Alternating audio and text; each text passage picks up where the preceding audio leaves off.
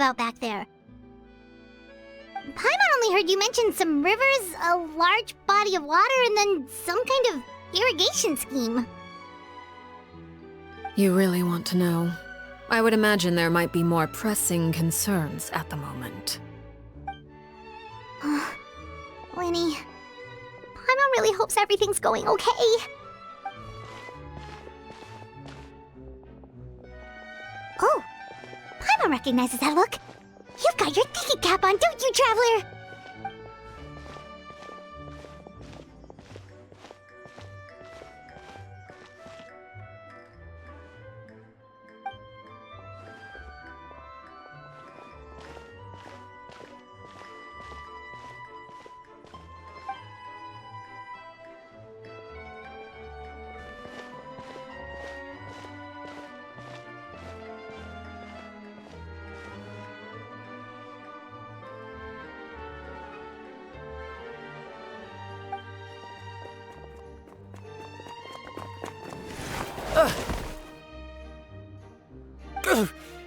Oh, shoot. Are you alright? Oh, jeez, I'm so sorry. I was so focused on selling these papers, I wasn't looking where I was going. Well, let me make it up to you at least. Here, take this paper. On the house.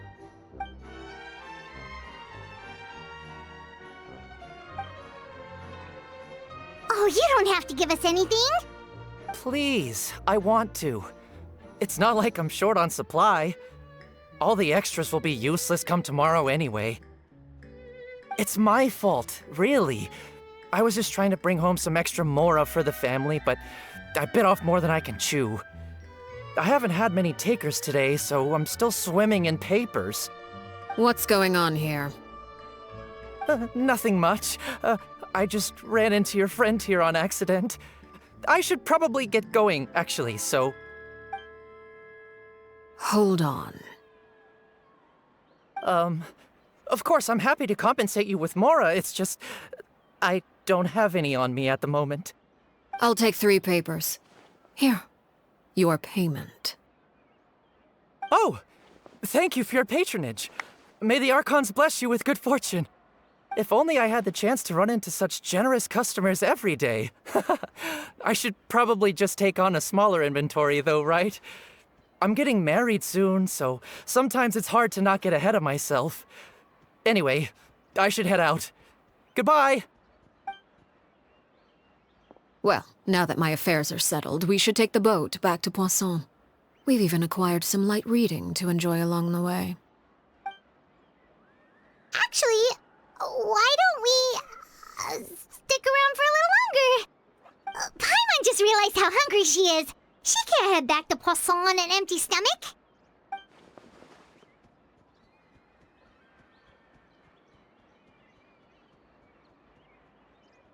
It appears you two are under the impression that delaying our return will somehow alter the situation in your favor. I'm sorry to ruin your fantasy, but your efforts are meaningless. That being said, I could be persuaded to give Linny some extra time. I just have one condition. If you agree to my request, I'll even answer some of your questions. You're quite curious about Claire V, are you not? And my relationship to her. Wait, why are you being so generous all of a sudden? You're not gonna ask us to do something bad, are you? You overestimate yourself. You don't have the talent for bad things. Then what can you possibly...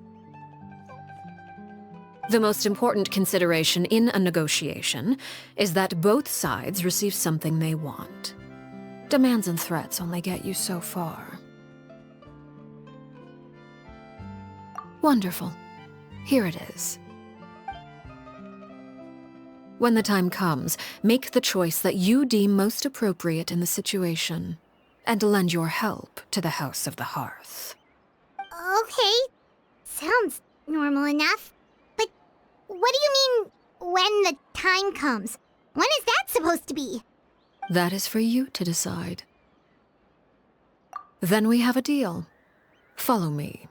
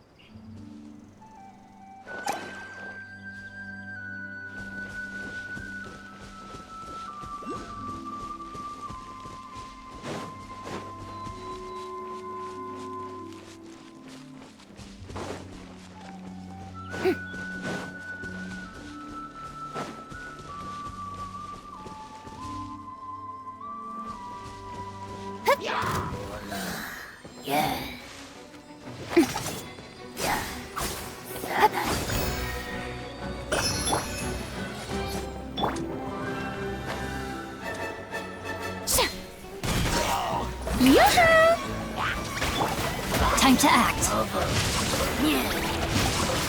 Witness the power of... Get to work! Fulfill our pact! See, Laline, it's Papa! Close your eyes. Beware the creatures of the night. Observe.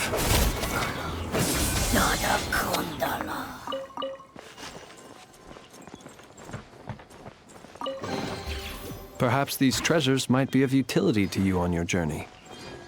Please, I insist.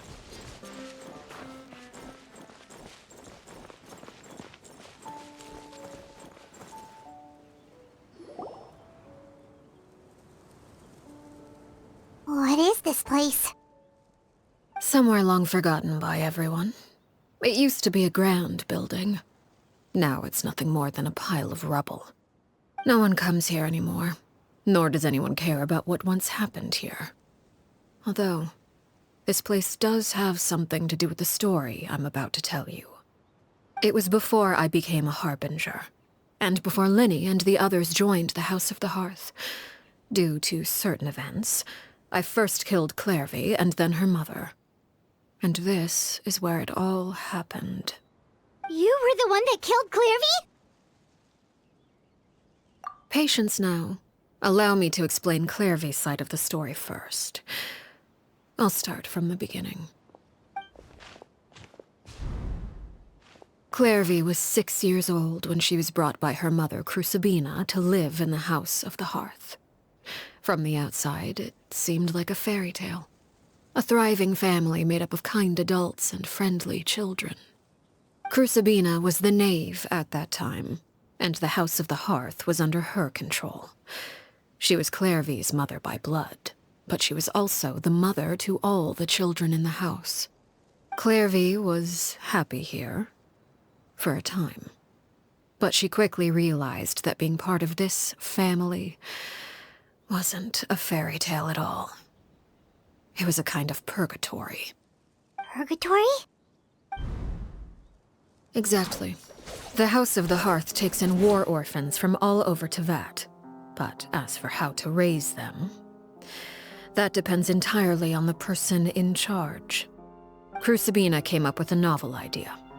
She would teach the children to fight, force them to duel each other, and then crown as the king of the house the child who proved themselves most worthy of inheriting her title.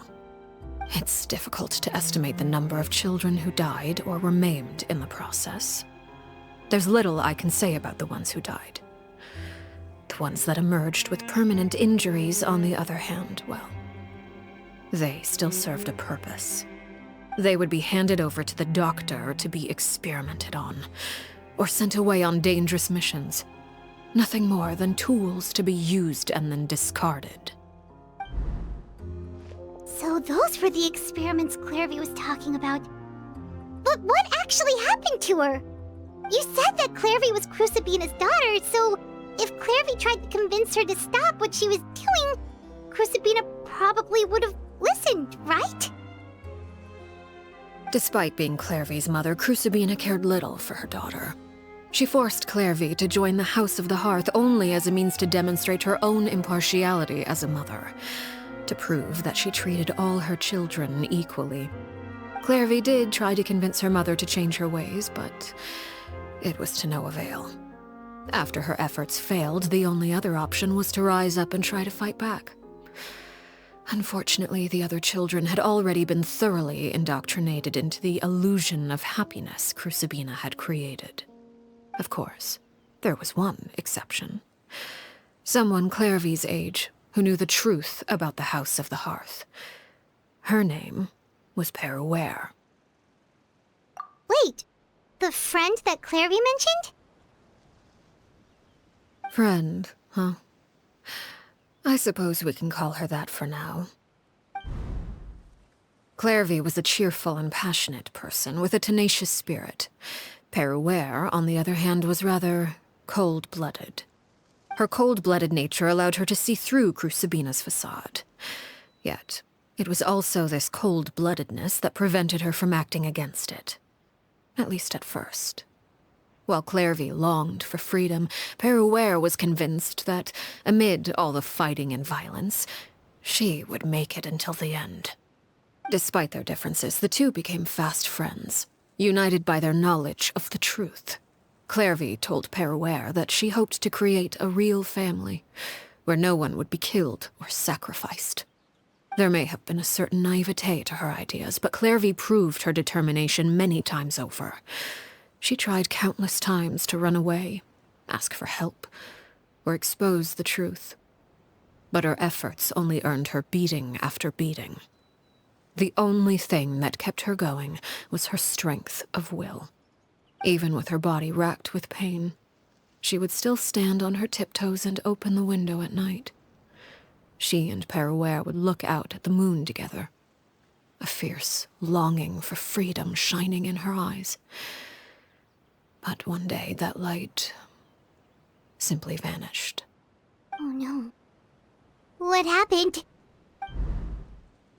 Her hopelessness resulted from a culmination of things. 10 years had passed. 10 years worth of failure after failure.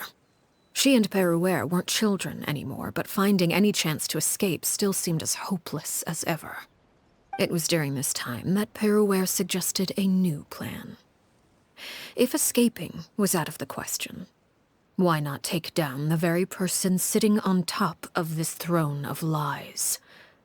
Mother herself. Clairvy rejected that proposal. She claimed that, as a famous harbinger, Crucibina possessed an unimaginable amount of power. Trying to kill her would have an incredibly low chance of success. Clairvy never gave another reason, but Peruere could see it written all over her face. Clairvy still thought of Crucibina as her mother. Killing her own flesh and blood was a line she couldn't bring herself to cross. If she couldn't escape and fight back, then only one option remained. Precisely. Death was the only way that she felt she could be free. It happened during a duel. When she arrived at the dueling ring that day, her partner turned out to be none other than Peruere, the very person that had stood by her side all those years. It was a fierce battle. But ultimately, Clairvy decided to let Peruere end her life. From that moment on, Peruere's journey was one written in flames. When the rain finally came and washed it all away, there she stood, the sole victor in Mother's endless game of slaughter. A trail of corpses strewn across her path to success. It was the very result she had predicted 10 years prior. Even then, she believed she would make it until the end. She wasn't surprised by the fact that she emerged as Mother's undisputed heir. Rather, her success left her with an inexplicable sense of restlessness. She was unsettled, and there was only one thing that could quell that sensation. Perhaps you two would like to take a guess as to what it was? Crucibina, you mean? But... Correct. This is the place where Peruere killed her best friend. A mere year later, this is also the place where she fought tooth and nail to kill the mother they shared. The moment she acted, any conception of what was right or wrong ceased to matter. It's one of the principles of the house. Only those who survive get to write the rules. Peruere won the battle, and became a harbinger herself. After which Her Majesty, the Tsaritsa, bestowed upon her a new name. Arlecchino. So the Perry Clairvy was talking about... It was you all along. You're Peruere. Arlecchino is just a name you got later. I left that name behind long ago. I must say, hearing it now does bring back memories. After I defeated Crucibina, the moniker of Mother died with her. I chose to forego the title she called herself and even chose to give up my own name. I rebuilt the House of the Hearth under a new identity. Not only as Arlecchino, but as father. And that is where the story ends. Any more questions? Yeah. Based on what you just told us, Clairvy wasn't a little kid when she was killed. So the Clairvy we met... was she really a spirit at all? I suppose you could call her an illusion born of flame. Her existence is like ashes to a fire.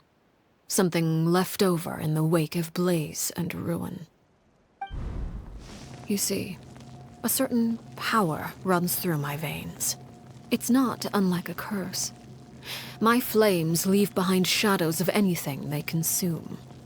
Of course, the chances of those shadows morphing into a sentient entity are exceedingly slim. Clairvy is a very special case. Clairvy died when she was 16 years old, but what emerged from the flames was her 6-year-old self. Her appearance wasn't the only thing affected. Most of her memories were lost to the blaze as well. Memory is a mysterious thing indeed. Losing a portion of your memories will alter your sense of self. Lose 10 years' worth, however, and it would be like living in the past. Like returning to a version of yourself that never grew up. No wonder Paimon got such a weird feeling when we were talking to her. Perhaps I should put it this way. Clairvy is someone trapped in time. It may seem like she exists with us in the present, but she truly lives in the confines of her own past. So if all of that is true, then you must have known about Clairvy for a long time. Indeed. She's a rather volatile and unstable entity. Sometimes she would look after the children. She's even saved some of their lives. But other times, she would hide from me and become obsessed with revealing the truth about the house to anyone who will listen. Shadows don't have the capacity to learn or grow. Any new information they encounter is quickly forgotten over time. Your attempts to expose Clairvy to sunlight, they failed, yes? The reason is actually quite simple. In Clairvy's mind, the house is impossible to escape, and it is this very perception that traps her there. But no matter. All I have to do is kill her again, and all will be resolved. I don't anticipate so much as a single speck of ash will be left behind this time. Wait! Paimon can understand why you might want her gone, but isn't there another way? So what if she's trapped in her 6-year-old self? She's still your friend! At least talk to her first! It's too late for that. She broke the rules, and now she must be punished. That goes for Filial and Nantoy as well. She's had quite the effect on them. I hope you understand the difference between Crucibina and myself lies in our formulation of the rules, not our policy for enforcing them.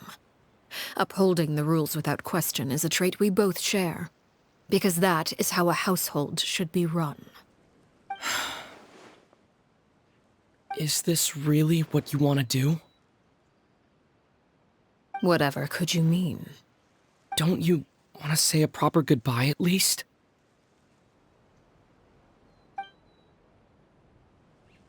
Whether as a killer or as a father, there are two things that must be avoided at all costs: anger and sorrow. Anger makes you impulsive. Sorrow causes you to waver. Well, it appears it's about time to proceed. Before we arrived, I told some of my well-behaved children to bring our troublemakers here by nightfall. I do believe I've kept my end of the deal. I gave your friends quite a bit more time. As for what happens now, we'll just have to wait and see.